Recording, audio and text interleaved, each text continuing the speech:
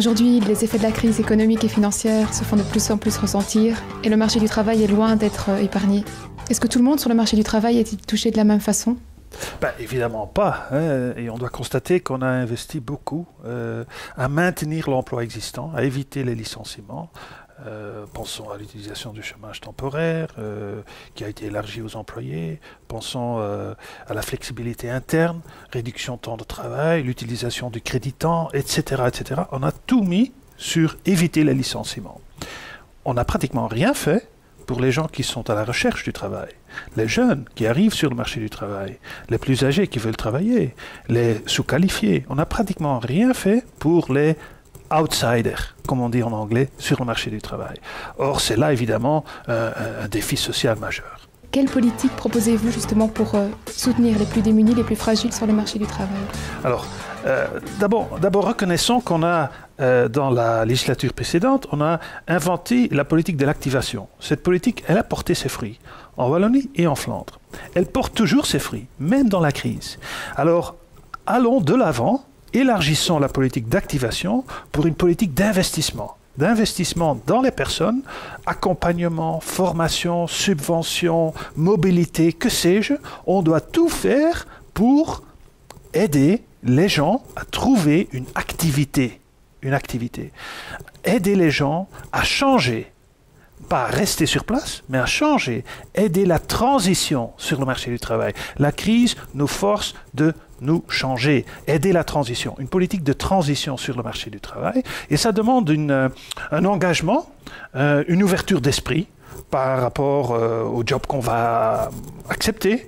Donc les chercheurs d'emploi, les demandeurs d'emploi, les partenaires sociaux, si on se mobilise, on peut, nonobstant la crise, avoir des opportunités. La crise, elle est là, on ne va pas l'éviter, il y aura du chômage, il y aura des emplois perdus, mais on peut encore faire mieux. Il y a encore toujours des opportunités.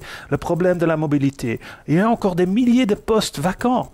Donc là, il faut vraiment mettre tout pour utiliser l'opportunité qui nous reste dans la crise et mettre tout sur une activité. Maintenir les gens actifs, c'est à préférer de loin du chômage qui risque de devenir un chômage de longue durée. Et une fois la crise terminée, on va passer à travers les gens en chômage pour engager les nouveaux venus à ce moment-là sur le marché du travail et on aura une génération de perdus. On ne peut pas se permettre ce genre de choses. La crise, on ne peut pas l'éviter, comme vous venez de le dire, mais y a-t-il des pièges aussi que l'on pourrait éviter ? Oui, je dirais qu'il ne faut pas répéter les fautes du passé. Il y a 30 ans, on a aussi connu une grave crise dans le marché du travail. On a inventé la prépension. Or, on sait que la prépension, ce n'est pas tenable. Ce n'est pas tenable par rapport au coût budgétaire, par rapport au vieillissement et par rapport aux pénuries de main-d'œuvre qui va être la conséquence du vieillissement et qui est devant nous. La seconde où la crise est terminée, reviendra le marché du travail en pénurie. Donc on ne peut plus jeter du capital humain dans notre société. Et donc ce qui compte pour les jeunes compte aussi pour les plus âgés. Donc il faut vraiment utiliser cette crise pour faire le déclic. Le déclic dans les mesures de restructuration, de dire la prépension, on ne la fait plus. Et c'est un devoir des partenaires sociaux, c'est un devoir des ressources humaines, des responsables ressources humaines, et un devoir des politiques publiques. C'est vraiment plus tenable. Et le vieillissement, c'est plus dans 10 ans, c'est demain. Ça, c'est la première chose. Deuxième chose, l'emploi public. L'emploi public, là, il faut être conscient du fait qu'on a une opportunité dans la crise. Le secteur public est très vieux en Belgique. Il y aura un changement générationnel dans les années à venir, notamment au niveau fédéral.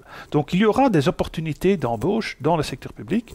Utilisons ces opportunités de façon intelligente, pas par une politique purement quantitative de recrutement, mais par une politique qualitative qui utilise l'opportunité d'embauche pour atteindre une meilleure gouvernance publique, un secteur public qui ait davantage de qualité, d'efficacité. C'est là le win-win qu'on peut réaliser. Il y aura des opportunités de recrutement. Utilisons ces opportunités pour avoir une meilleure gouvernance publique. Et la régionalisation, la réforme de l'État, qu'en est-il ?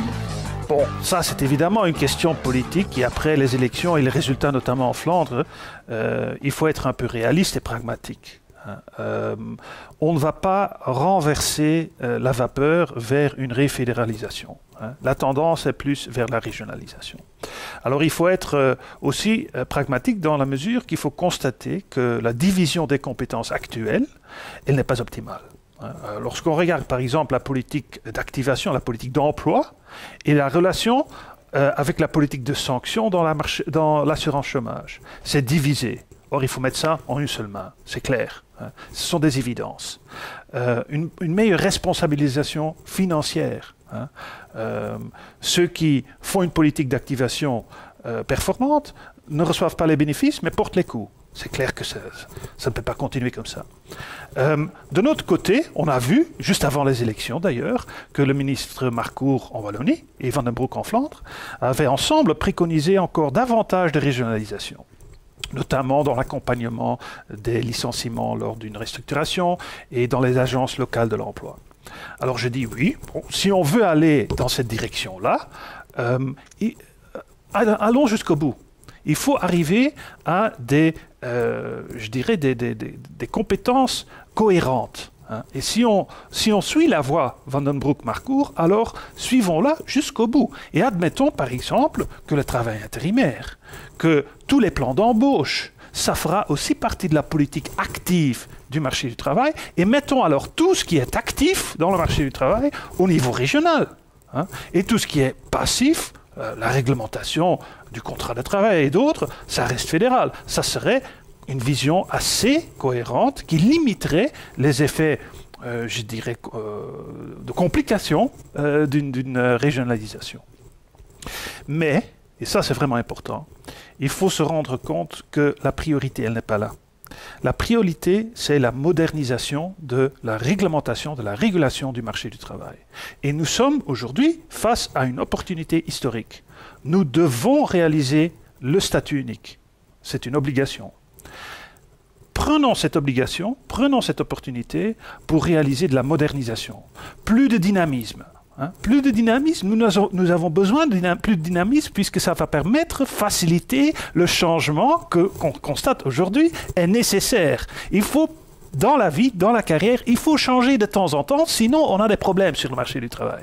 Alors facilitons ce progrès, facilitons cette nécessité de travailler plus longtemps en changeant de temps en temps par le statut unique, par un autre droit du licenciement, par une autre politique salariale, par une autre structure des commissions paritaires. Tout cela est possible par le biais du statut unique. Alors utilisons ce ticket pour moderniser plutôt que se limiter à, je dirais, une discussion d'équilibre. Combien de mois à gauche et à droite, si c'est équilibré, c'est unique. Non, il faut vraiment prendre cette opportunité, puisque si on la rate, elle ne revient plus.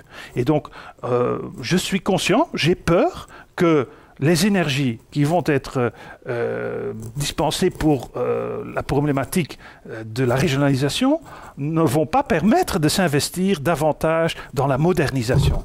Et donc, vraiment, le signal doit être moderniser, régionaliser. Ce n'est pas le but en soi, ça peut être un moyen. Merci Marc. Volontiers.